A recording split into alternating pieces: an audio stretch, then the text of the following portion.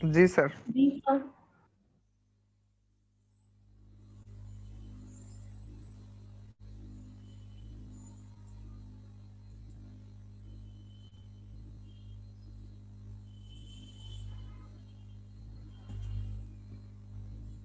তাহলে দেখো যে তোমাদের টপিক নাম্বার 2 এর তিনটা পার্ট ছিল। আমাদের ছিল মেস্টেমেটিক টিস্যু, পার্মানেন্ট টিস্যু, আর পার্মানেন্ট টিস্যুর মধ্যে স্পেশালাইজড যে টিস্যুগুলো আছে তাদের দ্বারা একটা গ্রুপ তৈরি হয়েছে যেটাকে বলা হয় সিক্রেটরি অ্যান্ড এক্সক্রিয়েটরি টিস্যু। অর্থাৎ যে সকল tissue define types of chemical substance আর কি সিক্রেশনের সাথে ইনভলভ তাদেরকে বলা হয় সিক্রেটরি টিস্যু। তাহলে এই সিক্রেটরি টিস্যুকে কিভাবে তাদেরকে ক্লাসিফাই করা হয়েছে আমরা পরবর্তী লেকচারগুলোতে আমরা দেখি।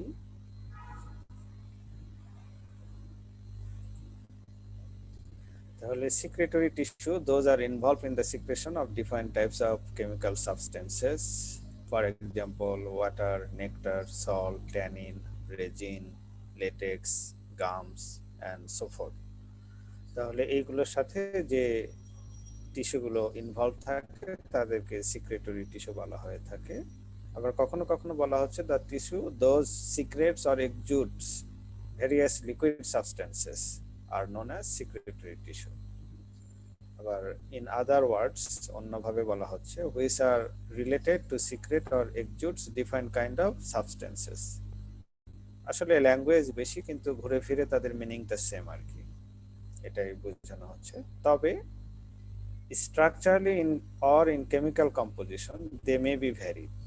তাহলে এই সিক্রেটরি টিস্যুগুলো স্ট্রাকচারালিও তারা ভিন্ন হতে পারে, আবার তারা যে সিক্রেশন করে সেই কেমিক্যাল কম্পোজিশনগুলোরও তাদের নেচার বা প্রপার্টিজ গুলো ভিন্ন ভিন্ন হতে পারে। যেমন ওয়াটারে একটা নেচার হবে, আবার নেকটার বা মধুগ্রন্থি থেকে যে মধুটা সেটা আলাদা রকম হয়ে থাকে। আবার সল্ট গ্ল্যান্ড যেটা আছে আমরা জানি যে সুন্দরবন বা এই জাতীয় আর কি সল্টি এরিয়াতে, তাহলে সেখানে তাদের আলাদা হবে, ট্যানিন বা রেজিন এদের কম্পোজিশন আলাদা হবে। So types of secretory tissue and grossly they are divided into two categories, latissiferous tissue and glandular tissue। তাহলে যেগুলো হচ্ছে লেটেক্স সিক্রেটিং টিস্যু, যারা হচ্ছে হোয়াইট কালার বা লেটেক্স যেগুলো আর কি সিক্রেট করে আঠা জাতীয়, তাদেরকে বলা হচ্ছে ল্যাটিসিফেরাস টিস্যু বলা হয়। আর গ্ল্যান্ডুলার টিস্যু অর্থাৎ যারা একটা গ্ল্যান্ডিউল তৈরি করে থাকে, একটা স্ট্রাকচার তৈরি করে থাকে এবং সেখান থেকে লিকুইড সাবস্ট্যান্স গুলো সিক্রেট করে থাকে, তাদেরকে বলা হয় গ্ল্যান্ডুলার টিস্যু। এই গ্ল্যান্ডুলার টিস্যু আবার বিভিন্ন রকমের হতে পারে। যদি সেলের ভিতরের দিকে হয়ে থাকে তাহলে তাদেরকে ইন্টারনাল গ্ল্যান্ড বলা হয়ে থাকে, আর যদি বাইরের দিকে হয়ে থাকে আউটগ্রোথ আকারে যদি হয় সেখানে যদি গ্ল্যান্ড তৈরি করে তখন তাদেরকে বলা হয়ে থাকে এক্সটার্নাল গ্ল্যান্ড। তাহলে এখানে দেখো যে তাদেরকে কিভাবে ক্লাসিফাই করা হয়েছে। সিক্রেটরি টিস্যুকে মেইনলি দুটো, একটা হচ্ছে ল্যাটিসিফেরাস টিস্যু আর latex secreting tissues, glandular tissue consisting of defined types of glandule which are responsible for secreting of defined types of liquid substances or watery substances. So latissiferous tissue, based on their structural component, there are two types, latex cell and latex vessel. Latex cell may be branched or unbranched, and latex vessel are always branched and they form the net-like structure. And glandular tissue, if the glandule are present in the outgrowth or outer structure of the plant, they are known as external gland. For example, glandular, you can see here glandular hue here. This is the outgrowth or projection from the epidermis of the cell of plant. And digestive gland, this is also outer growth from the leaf of some plants, osmophore, this one, hydathoid and nectaris. Oil gland, mucilage secreting gland, and tannin, resin, and etc. secreting glands. They are mainly formed inside of the structure of the plant. That's why they are known as internal gland. তাহলে দেখো যে প্ল্যান্টের যে বডিটা আছে বা surface আছে তার আশেপাশে যেগুলো তৈরি হয়ে থাকে সেটা হচ্ছে external gland.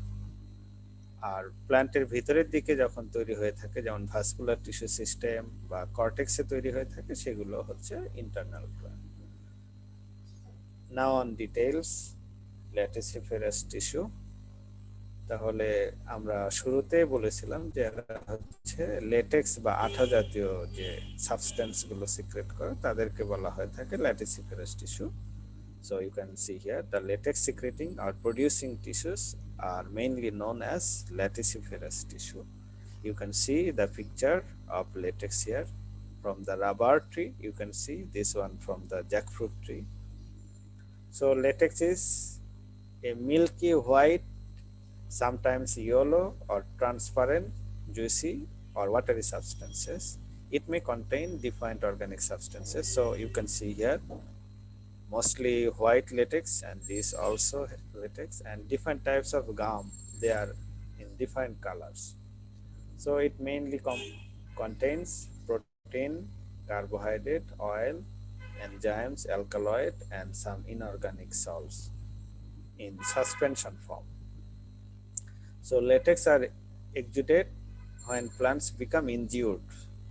Normally LaTeX plant থেকে বের হয় না, কোনো কারণে সেখানে যদি আঘাতপ্রাপ্ত হয় বা কোনো কিছু দ্বারা ইনজিউর্ড হয় বা কেটে যায় বা ইন্টেনশনালি আমরা কেটে ফেলি, তখন দেখা যায় যে ওই অংশটুকু থেকে প্ল্যান্টের এই এক্সুডেটস গুলো বের হয়ে থাকে, লেটেক্স গুলো বের হয়ে থাকে। মেইনলি তারা তৈরি করে থাকে ওই অংশটা ক্ষতটা পূরণ করার জন্য। কিন্তু আলটিমেটলি যখন ইন্টেনশনালি কাটা হয়, তোমরা রাবার যে বাগানটা আছে গেছো কিনা জানি না, এটাকে রিং আকারে তাদের যে বাকলটা কেটে ফেলা হয়, এই কারণে তারা অনবরত এটা সিক্রেশন করা হয়। এবং ওখানে তোমরা গ্রামে যারা থাকো, যে অনেকে দেখছো যে খেজুর গাছে কি করা হয়, যে বাকলটা কেটে ফেলা হয়, তাই না? ওপরের বাকলটা কেটে এবং একটা অংশ এরকম উঁচু করে রাখা হয়, তার নিচে মাটির পাত্র রশি দিয়ে আটকে দেওয়া হয় এবং সেখান থেকে রসগুলো বের হয়ে থাকে। তাহলে আঠার ক্ষেত্রেও তাই করা হয়ে থাকে, এখানে লোহার কিছু একটা দেওয়া হয় এবং তার নিচে পাত্র বেঁধে দেওয়া হয় এবং ড্রপলেট আকারে ফোঁটায় ফোঁটায় সেখানে এই আঠাগুলো পড়ে, সাদা আঠা। সো ল্যাটিসিফেরাস টিস্যু, আর এখন তাদের স্ট্রাকচারাল কম্পোনেন্টটা কেমন হয়ে থাকে, সেলের স্ট্রাকচার, এটা তো দেখলাম যে তাদের যে সিক্রেশন সেটা দেখতে কিরকম হয়ে থাকে।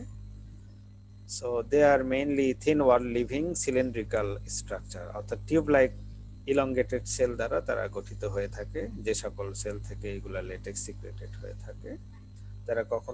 তারা মেইনলি হয়ে থাকে মাল্টি নিউক্লিয়েটেড, অর্থাৎ একটা সেলের ভিতরে যখন একাধিক নিউক্লিয়াস থাকে, এবং sometimes they are unbranched and sometimes they are profusely branched. কখনো কখনো তারা আনব্রাঞ্চড হয়ে থাকে সিঙ্গেল সেল, আবার সেলটা কখনো কখনো ব্রাঞ্চড হতে পারে।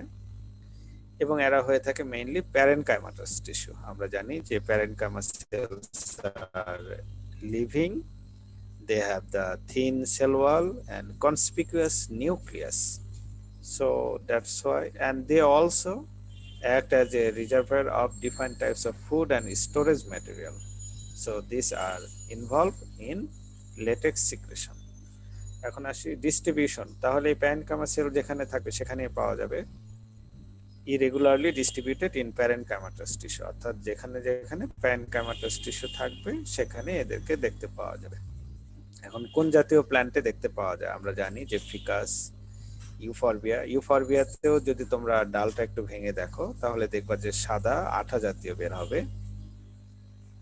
এছাড়া রাবার জাতীয় এখানেও দেখতে পাওয়া যায়। পেঁপে তো তোমরা দেখেছো যে বাজার থেকে পেঁপে কিনে আনার পরে পেঁপের যে বটাটা থাকে সেটা যদি ভেঙে ফেলা হয় তাহলে ওখান থেকে আঠা বের হয়ে আসে। ইভেন পেঁপে যদি কেটে ফেলা হয় তার ছালটা, সেখান থেকেও বের হয়ে আসে।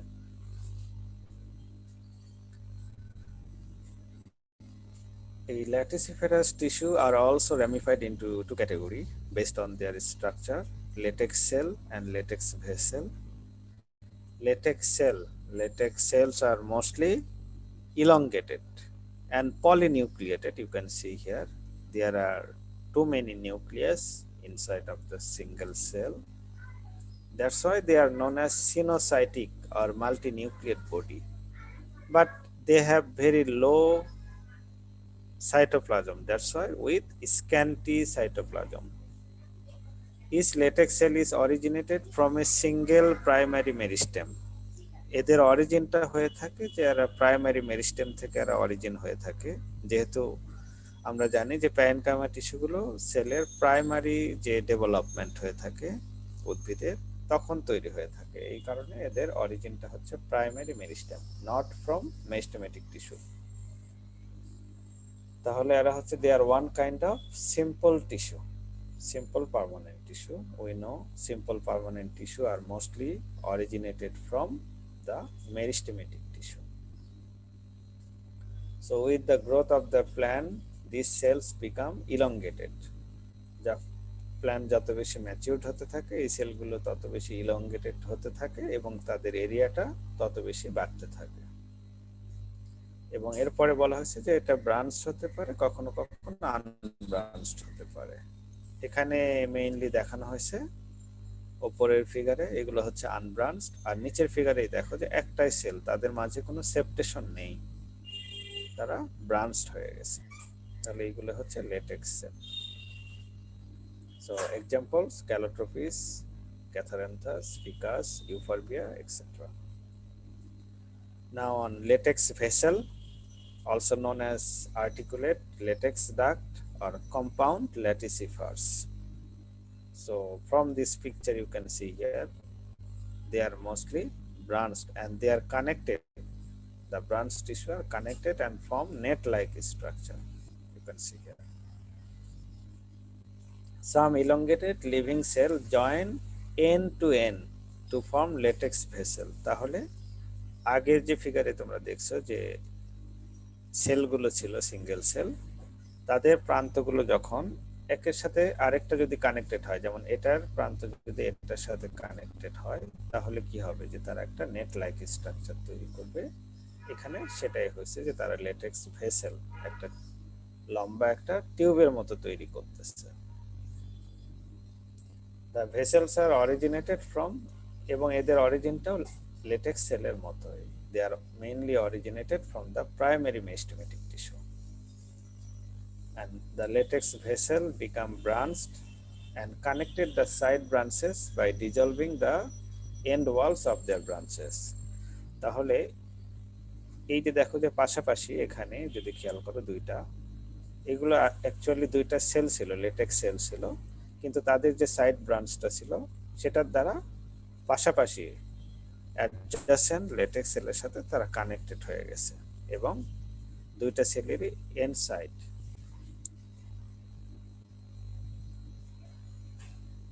অর্থাৎ আমরা যদি দেখি যে এটা লেটেক্স, এখানে যদি তার যদি এরকম যদি ব্রাঞ্চ থাকে, আরেকটা যদি এইরকম যদি ব্রাঞ্চ থাকে, তাহলে কি হবে, এই যে তাদের কানেক্টিং পার্ট, এই অংশটা একটা সময় কি হয়ে যাবে, ডিজলভ হয়ে যাবে, হয়ে গিয়ে তখন তারা কি হবে যে একটা কন্টিনিউয়াস একটা ভেসেলের তৈরি করবে, একটা পাইপের মতো তৈরি করে থাকে, এবং সেটাই হচ্ছে এটা। তাহলে এইভাবে তারা একটা পাইপ লাইক স্ট্রাকচার তৈরি করে থাকে। এই কারণে আগেই তোমাদের বলা হয়েছে যে end of one cell connected with other cell to form a continuous vessel like structure. So as a result a net of vessel is formed. এই কারণে দেখা যায় যে আবার এর পাশে যদি আরেকটা সেল এসে কানেক্টেড হয় তখন তারা পাশাপাশি সেলগুলো একটা নেটের মতো স্ট্রাকচার তৈরি করে থাকে। তাহলে এইভাবেই তৈরি হয়ে থাকে লেটেক্স সেল থেকে লেটেক্স ভেসেল। এই লেটেক্স ভেসেলগুলো মেইনলি কিসের মতো দেখতে পাওয়া যায়, তোমাদের আগের টপিকসে তোমাদের কমপ্লেক্স টিস্যু পড়ানো হয়েছিল, ওখানে জাইলেম ভেসেল তোমরা দেখছো যে একটার উপর আরেকটা কানেক্টেড হয়ে একটা পাইপ লাইক স্ট্রাকচার তৈরি করছিল, এবং সেটারই এখানে এক্সাম্পল দেওয়া হচ্ছে যে from the ontogenic point of view they are look like a xylem vessel. So Carica, papaya and Papaver Hevia brasiliensis, these are the examples of latex vessels. So now on the glandular tissue, the tissue which form the glandule by modification of defined types of cells or a group of cells, which is responsible for secretion of defined types of organic substances are known as glandular tissue. তাহলে এই glandular tissue হবে কি, যে তারা একটা গ্ল্যান্ডিউল তৈরি করে থাকে, একটা স্ট্রাকচার তৈরি করে থাকে, যেটা বিভিন্ন ধরনের সেলের এগ্রিগেশনের মাধ্যমে তৈরি হয়ে থাকে, এই স্পেশাল স্ট্রাকচার, এবং যা বিভিন্ন ধরনের অর্গানিক সাবস্টেন্স সিক্রেট করে থাকে, তাদেরকে বলা হয় গ্ল্যান্ডুলার টিস্যু। সো এখানে বিভিন্ন ধরনের গ্ল্যান্ড দেখতে পাওয়া যায়, যেটা আমরা এখানে দেখতেছি যে এক্সটার্নাল গ্ল্যান্ড, ইন্টারনাল গ্ল্যান্ড, এগুলো পাওয়া যায়। এটা কখনো কখনো সিঙ্গেল সেল হতে পারে, কখনো কখনো গ্রুপ সেল হতে পারে। আমরা জানি যে ট্রাইকোম আর হিয়ার গুলো অনেক ক্ষেত্রে সিঙ্গেল সেল স্ট্রাকচার তৈরি করে থাকে, আবার অন্যান্য যে গ্ল্যান্ড গুলো আছে যেমন অয়েল গ্ল্যান্ড, মিউসিলেস, এগুলো অবশ্যই গ্রুপ অফ সেলের তাদের ডিজলিউশনের মাধ্যমে তৈরি হয়ে থাকে। কখনো কখনো তারা ক্যাভিটি তৈরি করে থাকে, আবার কখনো কখনো ক্যাভিটি তৈরি করে না, সরাসরি এই সেলগুলো একটা ওপেনিং তৈরি হয়ে থাকে, সেই ওপেনিং এর মাধ্যমে বাইরে এই কেমিক্যাল সাবস্টেন্স বা লিকুইড গুলো বের হয়ে আসে।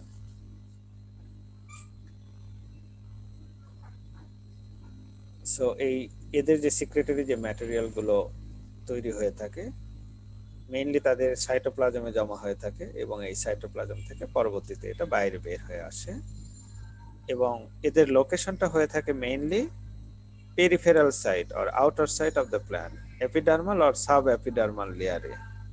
অর্থাৎ এই গ্ল্যান্ডুলার টিস্যুগুলো এই এপিডার্মাল, সাবএপিডার্মাল লেয়ারে মেইনলি হয়ে থাকে, এবং সেটার উপর ভিত্তি করে তারা এক্সটার্নাল গ্ল্যান্ড হতে পারে, ইন্টারনাল গ্ল্যান্ড। যারা এপিডার্মাল লেয়ারের সাথে কানেক্টেড তাদেরকে বলা হয়ে থাকে এক্সটার্নাল গ্ল্যান্ড, আর সাবএপিডার্মাল বা আরেকটু ভিতরে যারা, তাদেরকে বলা হয়ে থাকে ইন্টারনাল গ্ল্যান্ড হয়ে থাকে।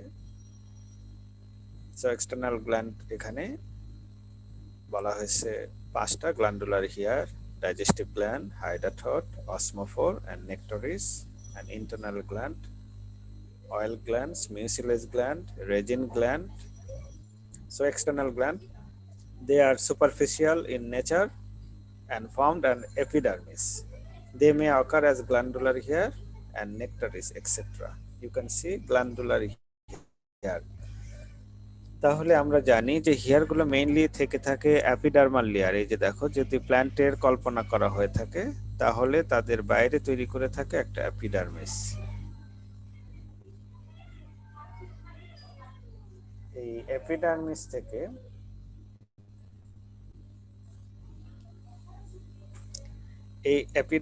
থেকে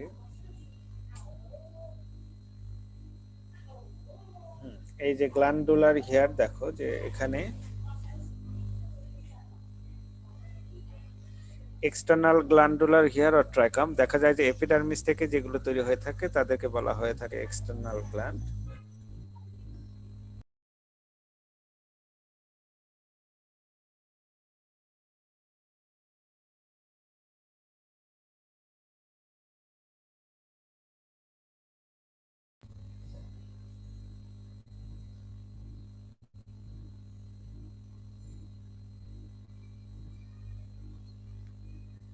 দেখতে পাচ্ছ তোমরা?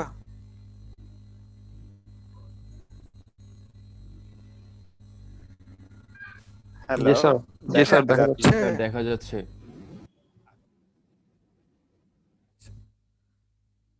এখানে তোমাদের আরেকটু বলে নেই, এই যে আমরা সিক্রেটরি টিস্যু পড়তেছি, এই সিক্রেটরি টিস্যু কিন্তু তোমাদের বেশিরভাগ ক্ষেত্রে পরীক্ষায় শর্ট নোটস আকারে আসে। আর পরীক্ষায় যদি শর্ট নোটস আকারে আসে তাহলে তোমাদের কিন্তু প্রত্যেকটা পয়েন্টস টাচ করতে হবে, তবে ইলাবোরেটলি লেখা যাবে না, কারণ তোমাদের টাইম থাকে কত, প্রায় 30 মিনিটের মতো থাকে। তাহলে শর্ট নোটস লিখতে হয়, তার মধ্যে তোমাদের দুটো শর্ট নোটস লিখতে হয়ে থাকে আর কি, 30 মিনিটও না, আর একটু কম, 25 মিনিটস এর মতো। তাহলে প্রত্যেকটা ক্ষেত্রে তোমরা পাবে 12 থেকে 15 মিনিট। তাহলে এই সময়ের মধ্যে তোমাদের কনসাইজলি যতটুকু লেখা সম্ভব সেটা লিখবে। এই কারণে তোমাদের বেশি করে চিত্রটা প্র্যাকটিস করবে আর উদাহরণটা প্র্যাকটিস করবে, বর্ণনা কম দিলেও চলবে। তাহলে চিত্র এবং উদাহরণ যদি ভালো করে দিতে পারো তাহলে মার্কস বেশি আসবে। আবার অনেককে শুধু বর্ণনা দিয়ে যদি যাও আর কোনো কারণে যদি এক্সাম্পল বা চিত্র না দিতে পারো সেক্ষেত্রে মার্কস কিন্তু কমে আসবে। প্রায় চিত্র এবং উদাহরণ যদি না দিতে পারো তাহলে এই কারণে সেই জিনিসগুলো তোমাদের খেয়াল রাখতে হবে, শুধুমাত্র এই সিক্রেটরি টিস্যু না, এই অ্যানাটমির ক্ষেত্রে আর কি মেইনলি চিত্র এবং উদাহরণ এটা থাকবে তোমাদের মেইন ফোকাস। তাহলে এখন আসো যে glandular here, A projection from the epidermal layer which form a hair-like structure is known as hair or epidermal hair. If the epidermal hair bear a gland at their top is known as glandular hair. তাহলে glandular hair হচ্ছে একটা গ্ল্যান্ডিউল থাকবে, একটা structure থাকবে যেখানে এই secretory টিস্যুগুলো জমা থাকবে এবং সেই গ্ল্যান্ড সহ যদি কোনো হেয়ার থাকে তখন সেটাকে বলা হয়ে থাকে গ্ল্যান্ডুলার হেয়ার। এটা কিছুই না, একটা প্রজেকশন বা একটা ইলংগেশন তৈরি হয়ে থাকে একটা সিঙ্গেল সেল থেকে। তবে এই গ্ল্যান্ডুলার হেয়ার গুলো আবার দুই রকম হতে পারে, একটা হতে পারে তারা ইউনিসেলুলার, এখানে দেখো ইউনিসেলুলার, আবার কখনো কখনো মাল্টি সেলুলারও হতে পারে। তাহলে ইউনিসেলুলার হলে হবে কি যে এই যে বেস বা এপিডার্মাল যে সেলটা আছে সেখান থেকে ইলংগেশনের মাধ্যমে যে সেলটা তৈরি হয়ে থাকে তার মাথায় একটা গ্ল্যান্ডিউল তৈরি করবে, আর নিচের দিকে যে অংশটা এটা হচ্ছে স্টপ বলা হয়ে থাকে। তাহলে এই যে মাথার সাথে যে অংশটা কানেক্টেড নিচের অংশ এটাকে বলা হয়ে থাকে স্টপ, আর উপরে এটাকে বলা হয় হেড বা গ্ল্যান্ড। এখানে যে গ্ল্যান্ডটা আছে সেটাও আবার কখনো কখনো ভিন্ন হতে পারে। এখানে দেখো যে গ্ল্যান্ডটা ইউনিসেলুলার, আর এটার ক্ষেত্রে মাল্টি সেলুলার ঠিকই আছে কিন্তু গ্ল্যান্ডটাও মাল্টি সেলুলার হয়ে গেছে। তাহলে এই জিনিস চিত্রগুলো তোমাদের খেয়াল করে দিতে হবে। তাহলে এই যে এই সেলগুলো থেকে গ্ল্যান্ড তৈরি হয় ধীরে ধীরে এসে এই যে মাথায় যে গ্ল্যান্ড আছে বা হেড আছে সেখানে এসে ড্রপলেট আকারে জমা হয়ে থাকে।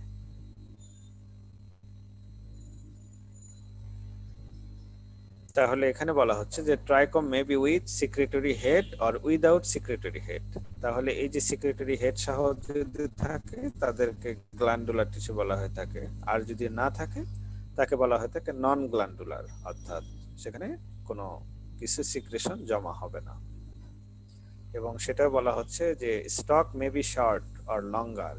এই যে এটাকে বলা হচ্ছে স্টক, এটা দেখা যাচ্ছে দুইটা সেল এই কারণে এটা লঙ্গার হয়ে গেছে, এখানে একটা সেল দ্বারা গঠিত এই কারণে এটা শর্টার।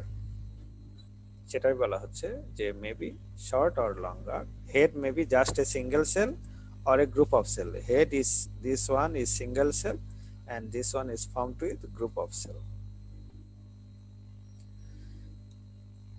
এখন আসি উদাহরণ। সিক্রেটরি যেমন ট্রাইকম কি কি রিলিজ করতে পারে, যেমন টারপিন, সুগার, ওয়াটার এগুলো রিলিজ করে থাকে। আবার গ্ল্যান্ড গুলো রিলিজ করে থাকে তাদের হেড যেটা আছে, নেকটার রিলিজ করে থাকে, ডাইজেস্টিভ এনজাইম গুলো রিলিজ করে থাকে। What are the function of the glandular here, and you can see also the another figures of the glandular here. They secrete the mucilage that is effective in trapping the insect. কখনো কখনো তারা mucilage তৈরি করে থাকে যেটা ইনসেক্টকে trap করে বা সেটার সাথে আটকে ফেলে এবং সেটাকে মেরে ফেলে এবং সেখান থেকে তারা নিউট্রিয়েন্ট নিয়ে থাকে। যেমন ড্রোসেরা প্ল্যান্টের নাম তোমরা শুনেছো, সেই ড্রোসেরা প্ল্যান্টে এরকম তাদেরকে ইনসেক্টিভোরাস বলা হয়ে থাকে। দে কন্টেন প্রোটিওলাইটিক এনজাইম, অর্থাৎ আমরা জানি যে অ্যানিমাল গুলো প্রোটিন দ্বারা গঠিত, এই কারণে তাদেরকে ডাইজেস্ট করার জন্য প্রোটিওলাইটিক এনজাইমের প্রয়োজন হয়। দে হ্যাভ অ্যাবজর্পটিভ ফাংশন, তাদের অ্যাবজর্পটিভ একটা ফাংশন থাকে। The product of digestion move into the leaf through them. তাহলে এটার একটা উদাহরণ হচ্ছে ডাইজেস্টিভ গ্ল্যান্ড। তাহলে এই ডাইজেস্টিভ গ্ল্যান্ডকে আবার আলাদা করেও বর্ণনা করা যেতে পারে। তাহলে এই ডাইজেস্টিভ গ্ল্যান্ডটা তৈরি হয়ে থাকে মেইনলি কোথায়, এই যে তাদের যে লিভ যেটা আছে লিফের বাইরে যে স্পাইক লাইক যে স্ট্রাকচার গুলো তৈরি হয়ে থাকে, এই স্ট্রাকচারের মাথায় দেখো যে স্ফীত এইগুলোই হচ্ছে ডাইজেস্টিভ গ্ল্যান্ড এই অংশে তৈরি হয়ে থাকে। অর্থাৎ এই যে স্ফীত অংশটা, সার্কুলার অংশ, সেটাই হচ্ছে এটা ইলংগেশন। এবং কোনো পোকামাকড় বা কোনো কিছু যখন আসে, তাহলে এই যে এখানে যে গ্ল্যান্ডগুলো জমা হয়ে থাকে আঠালো জাতীয়, মিউসিলেট জাতীয়, প্রথমে সেটার উপরে তারা আটকে যায় এবং পরবর্তীতে এখানে প্রোটিওলাইটিক এনজাইমটা থাকে। সেই প্রোটিওলাইটিক এনজাইমটা একটা সময় কি করে, এই প্রাণীগুলোকে ডিগ্রেড করে ফেলে। ডিগ্রেড করার ফলে প্রোটিন থেকে তারা ধীরে ধীরে অ্যামিনো অ্যাসিডে পরিণত হয়, অ্যামিনো অ্যাসিড থেকে অ্যামোনিয়া এগুলোতে রূপান্তরিত হয় এবং শেষে নাইট্রোজেন, এবং পরবর্তীতে নাইট্রোজেনকে প্ল্যান্ট ফার্টিলাইজার বা তার নিউট্রিয়েন্ট হিসেবে গ্রহণ করে থাকে।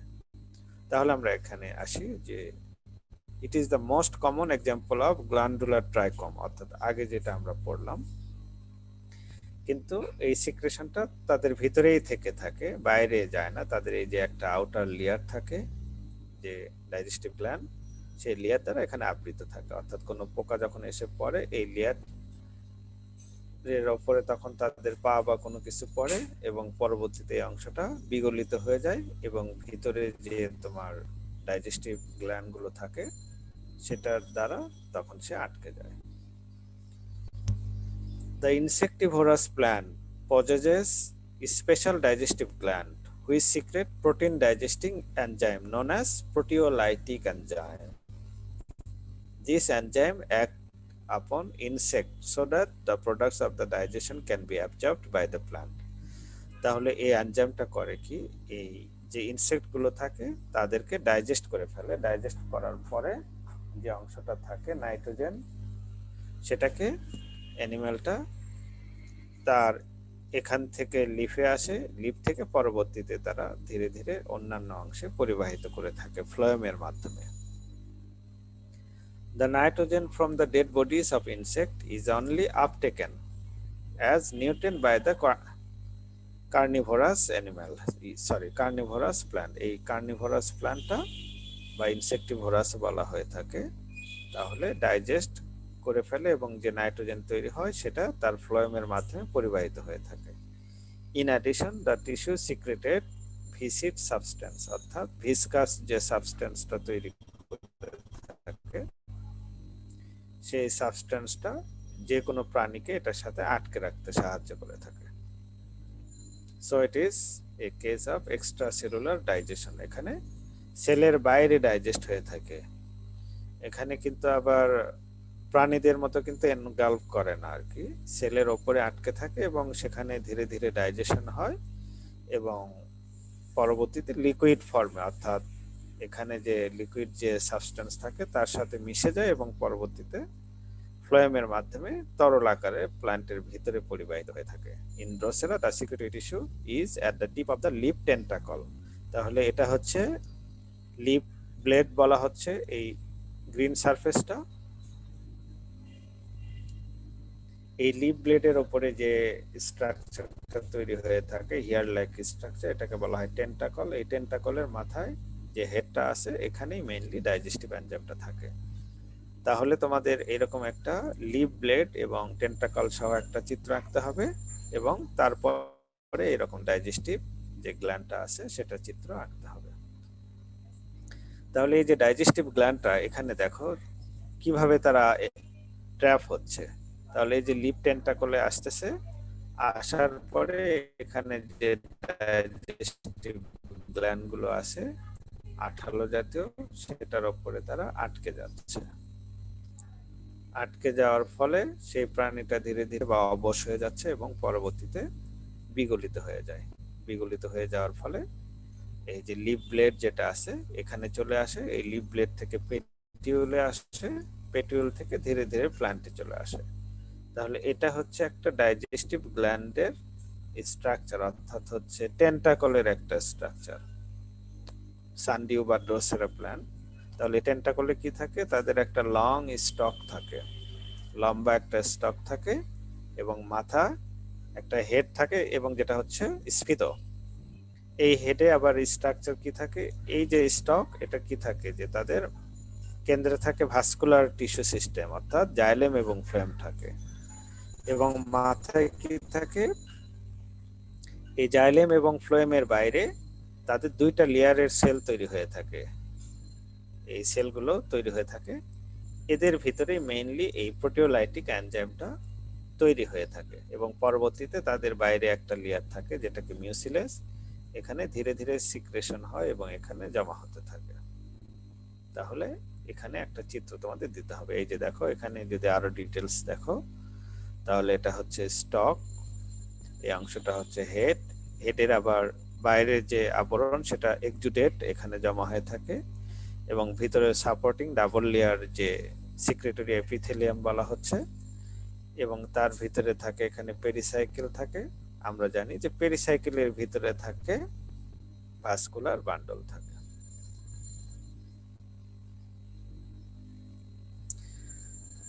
সো নেকটারি আর নেকটারিস বাংলায় যাকে বলা হয়ে থাকে মধু গ্রন্থি, অর্থাৎ যেখান থেকে মধু সিক্রেশন হয়ে থাকে আর কি, প্ল্যান্টের যেখান থেকে আর কি। সো মেনি ইনসেক্ট পলিনেটেড যে প্ল্যান্ট গুলো থাকে তারা এই নেকটার তৈরি করে থাকে এবং যেটার অ্যাট্রাকশনে বিভিন্ন ধরনের ইনসেক্ট মধু খেতে আসে এবং পরবর্তীতে আলটিমেটলি তাদের মাধ্যমে এখানে পলিনেশনটা হয়ে থাকে।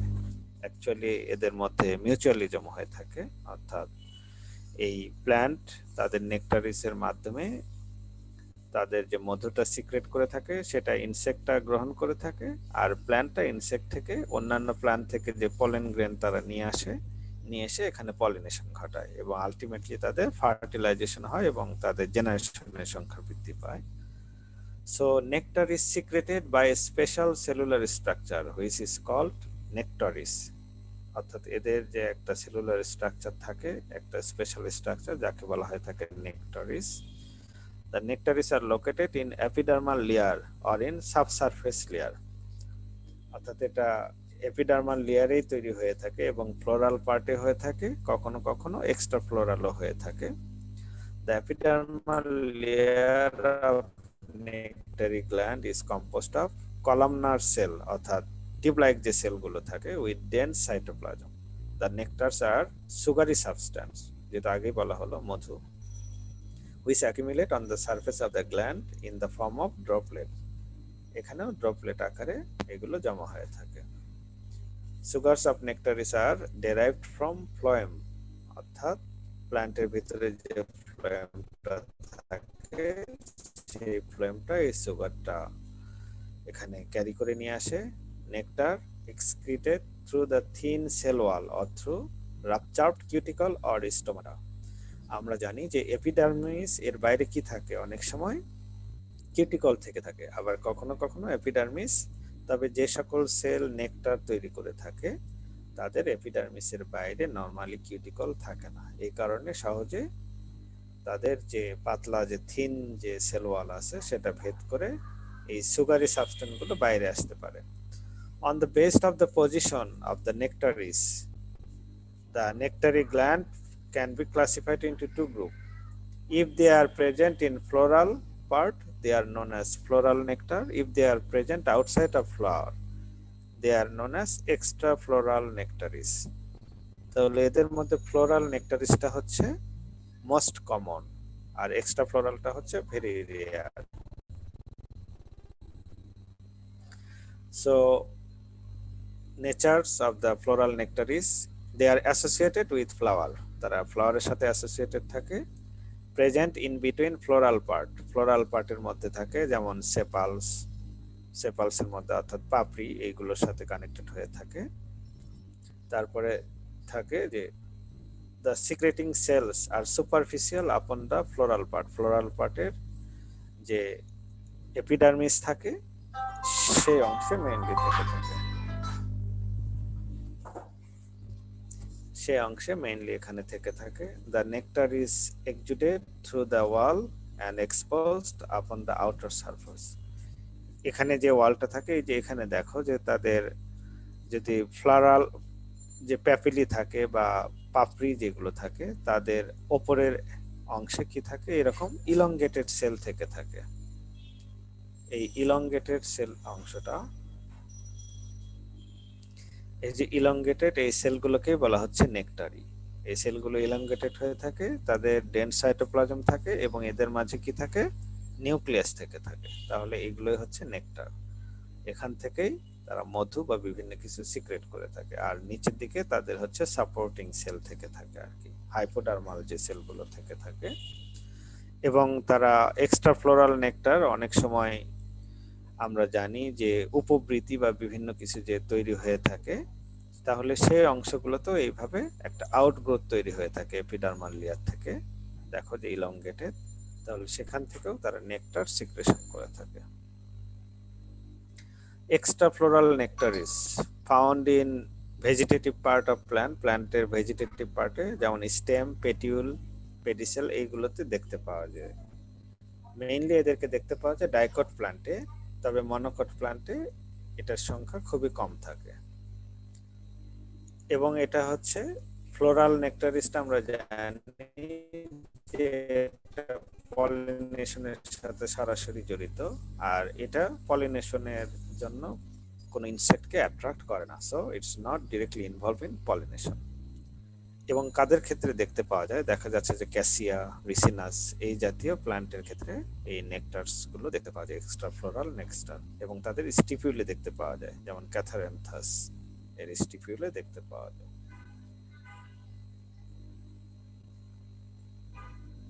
হাইদাথট, এখানে দেখো যে একটা লিফ সারফেস যদি দেখতে পাও, লিফ ব্লেডের আমরা জানি যে এই যে আউটার যে এটাকে বলা হচ্ছে মার্জিন, এবং এখানে রিজ যে অংশটা আছে, উঁচু যে অংশ, এটাকে বলা হয়ে থাকে কি, বিভিন্ন ধরনের ভেইন বলা হয়ে থাকে। এবং মাঝের অংশটাকে বলা হয়ে থাকে মিড রিব। অর্থাৎ এই যে ভেইন গুলো যেখানে এসে শেষ হয়েছে মার্জিনে, সেই অংশগুলোতে দেখা যাচ্ছে কি পানি ড্রপলেট আকারে জমা হয়ে আছে।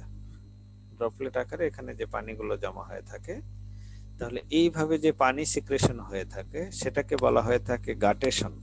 The process by which water are secreted from the leaf in droplet is known as guttation. আমরা জানি যে মেইনলি এগুলো ট্রান্সপিরেশন বা ওয়াটার লস প্ল্যান্টে যেটা হয়ে থাকে, মেইনলি হয়ে থাকে স্টোমাটা এর মাধ্যমে। কিন্তু স্টোমাটার বাইরে যদি কখনো কখনো লিফের মার্জিনের মাধ্যমে ওয়াটার ট্রান্সপোর্টেশন হয়ে থাকে বা লস হয়ে থাকে, সেই প্রক্রিয়াটাকে বলা হয়ে থাকে গাটেশন।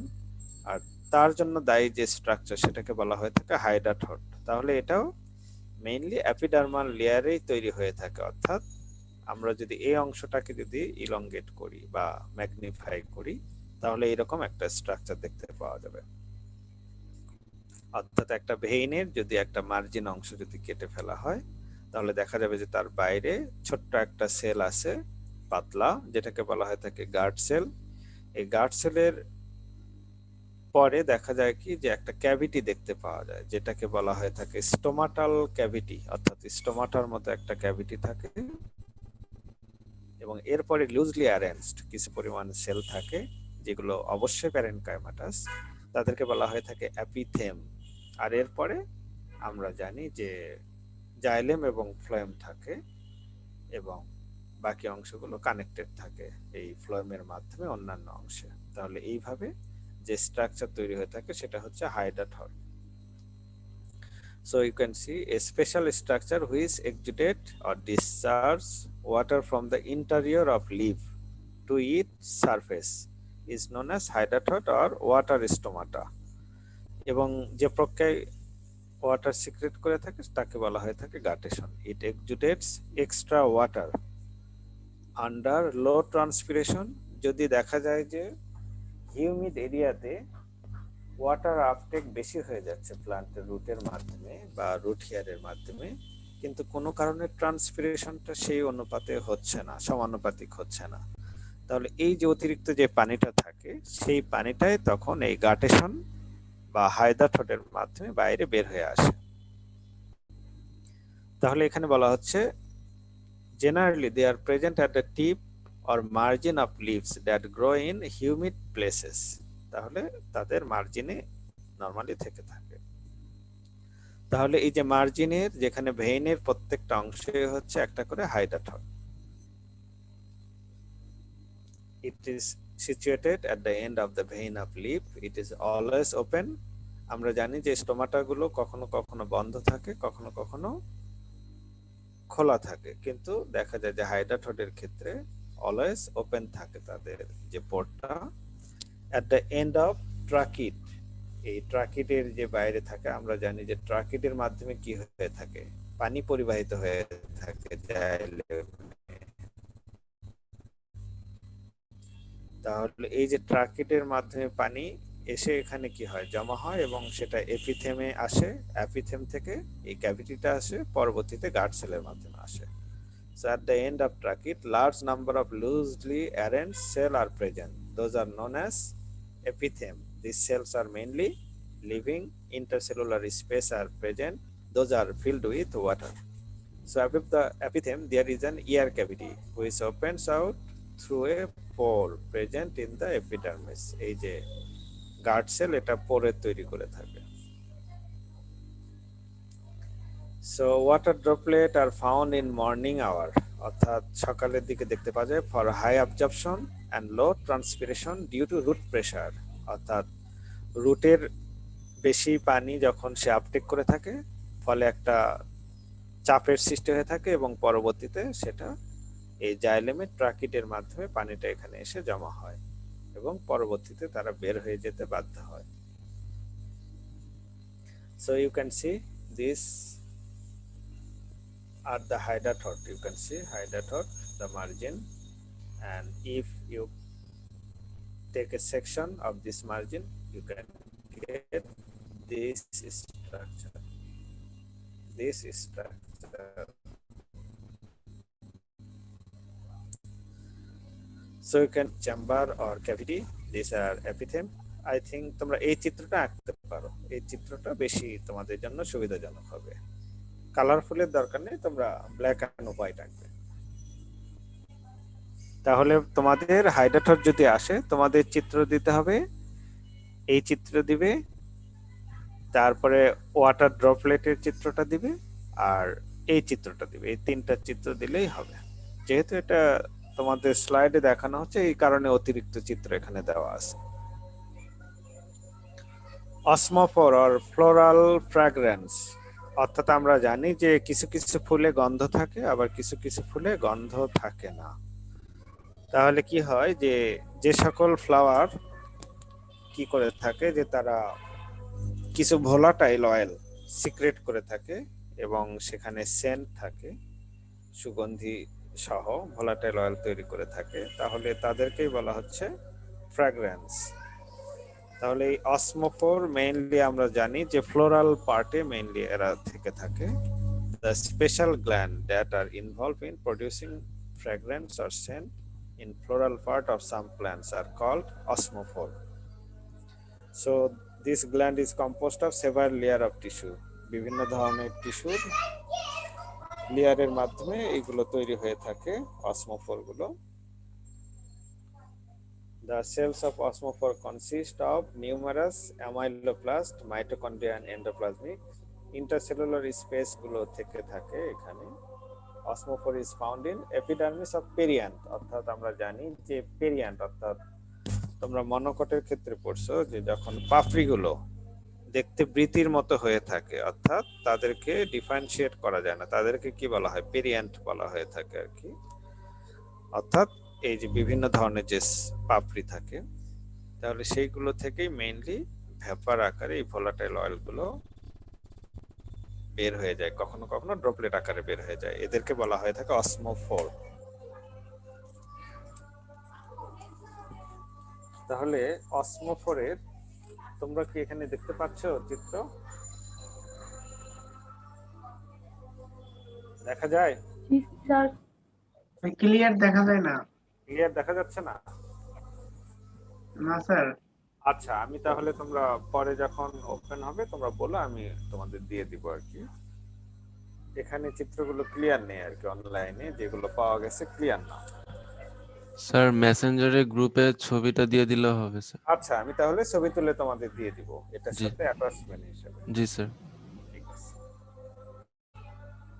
এখন আসি ইন্টারনাল গ্ল্যান্ড। এই ইন্টারনাল গ্ল্যান্ডগুলো যে হাইপোডার্মিস বা তার ভিতরে যে অংশগুলো বা সেলগুলো থাকে সেখানে মডিফিকেশনের মাধ্যমে যে বিভিন্ন ধরনের ক্যাভিটি তৈরি হয়ে থাকে, সেই ক্যাভিটিতে যখন বিভিন্ন ধরনের অর্গানিক সাবস্টেন্স জমা হয়ে থাকে তখন তাদেরকে বলা হয়ে থাকে ইন্টারনাল গ্ল্যান্ড।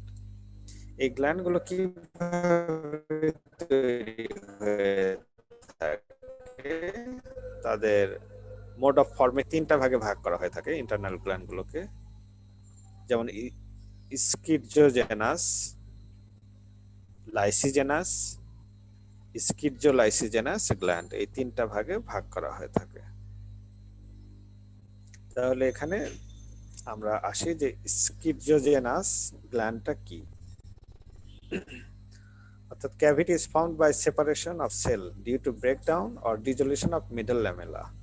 অর্থাৎ আমরা জানি যে একটা সেলের সাথে আরেকটা সেল কানেক্টেড থাকে, তাদের মাঝে একটা সেপারেশন থাকে, সেটাকে বলা হয় মিডল ল্যামেলা বলা হয়ে থাকে। এই মিডল ল্যামেলাটা যখন বিগলিত হয়ে যায় তাহলে সেখানে কি হয়ে থাকে, ফাঁকা অংশে তৈরি হয়ে থাকে। তাহলে এই যে ফাঁকা অংশগুলো যখন তৈরি হয়ে থাকে, সেই ফাঁকা অংশগুলোর মাধ্যমে যে স্পেসটা, সেখানে বিভিন্ন ধরনের অর্গানিক সাবস্টেন্স জমা হয়ে থাকে। এইভাবে তারা এই স্কিটজোজেনাস গ্ল্যান্ডটা সেখানে তৈরি করে থাকে। Cavities are more or less isodiametric or circular. এখানে যে ক্যাভিটিগুলো তৈরি হয়ে থাকে সেখানে মোটামুটি সার্কুলার ধরনের হয়ে থাকে। এখানে দেখো যে বিভিন্ন ধরনের cavity. The cavity remains surrounded by a ring of intact parenchyma cell known as epithelium. তাহলে এই যে ক্যাভিটির বাইরে যে রিংটা থাকে এদেরকে বলা হয়ে থাকে এপিথেলিয়াম সেল বলা হয়ে থাকে, যারা এই ক্যাভিটিগুলোকে সারাউন্ড করে থাকে। Mainly epithelium, you can epithelium cells exudate or secrete organic compound. এই epithelium সেলগুলোর সাইটোপ্লাজম বা প্রোটোপ্লাস্টেই মেইনলি এই অর্গানিক কম্পাউন্ড গুলো থাকে, এবং পরবর্তীতে যেহেতু ক্যাভিটি এখানে ফাঁকা থাকে এবং সেখান থেকে তারা ধীরে ধীরে সিক্রেশন হয়ে এই ক্যাভিটিতে ড্রপলেট আকারে জমা হতে থাকে।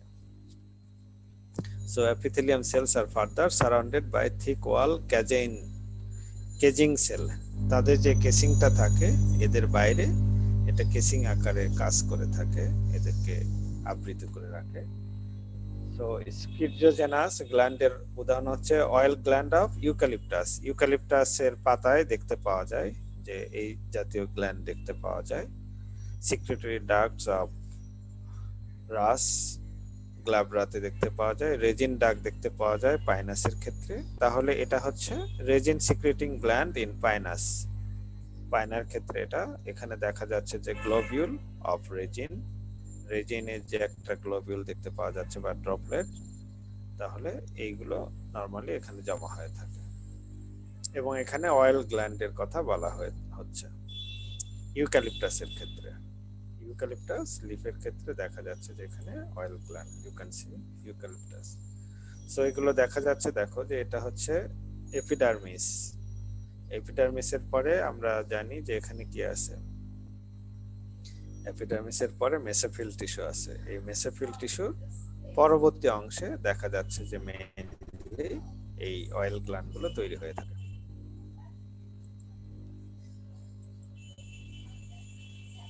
এইগুলো হচ্ছে বিভিন্ন ধরনের উদাহরণ স্কিটজোজেনাস যে ক্যাভিটিগুলো তৈরি হয়ে থাকে। এখানে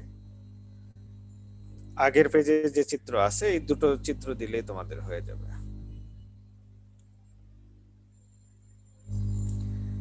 Lysigenous gland, অর্থাৎ these glands originate by lysis of a few cell filled with secretory content। অর্থাৎ সেলগুলো যখন বিগলিত হয়ে যায় সরাসরি, তাহলে ধীরে ধীরে সেলগুলো বিগলিত হয়ে গেলে যে অংশটা তৈরি হয়ে থাকে বা ক্যাভিটি তৈরি হয়ে থাকে, সেই প্রক্রিয়াটাকে বলা হয়ে থাকে লাইসিজেনাস। এবং এখানে যে গ্ল্যান্ডটা তৈরি হয় সেটাকে বলা হয় লাইসিজেনাস গ্ল্যান্ড। এবং এখানে যে গ্ল্যান্ডগুলো তৈরি হয়ে থাকে এদের ইরেগুলার হয়ে থাকে সাইজ এন্ড শেপ। কারণ হচ্ছে এখানে যে সেলগুলো বিগলিত হয়ে থাকে তাদের সাইজ এবং শেপের উপর ভিত্তি করে এটা ভ্যারি করে। যেমন অয়েল সিক্রেটিং গ্ল্যান্ড, এখানে অয়েল সিক্রেটিং গ্ল্যান্ড দেখতে পাওয়া যায় যেমন সাইট্রাস প্ল্যান্টের ক্ষেত্রে। তাহলে এই চিত্রটা তোমরা দিয়ে দিলেই হবে। এটা হচ্ছে oil secreting gland formed by lysigenous process. Schizolysigenous gland, এখানে দেখা যায় যে কিছু কিছু অয়েল গ্ল্যান্ড আছে যেটা সাইমালটেনিয়াসলি সেল বিগলিত হয়ে যায়, আবার কখনো কখনো মিডল ল্যামেলাও বিগলিত হয়ে যায়, হয়ে গিয়ে একসাথে তারা একটা গ্ল্যান্ডের তৈরি করে থাকে, তাদেরকে বলা হয়ে থাকে স্কিজোলাইসিজেনাস গ্ল্যান্ড। যেমন এটা ক্লোভ জাতীয় প্ল্যান্টে দেখতে পাওয়া যায়, এই লং জাতীয় যেগুলো আর কি, এখানে অয়েল গ্ল্যান্ডটা দেখতে পাওয়া যায়। এটা হচ্ছে স্কিজোলাইসিজেনাস গ্ল্যান্ড। তাহলে আজকে তোমাদের 2 নম্বর টপিকস এখানেই শেষ হয়ে গেল। আশা করি আমরা পরবর্তী টপিকসটা আগামী মঙ্গলবারে হয়তো শুরু করতে পারবো। এখন কারো কোনো কিছু কি জানার আছে? থাকলে বলতে পারো।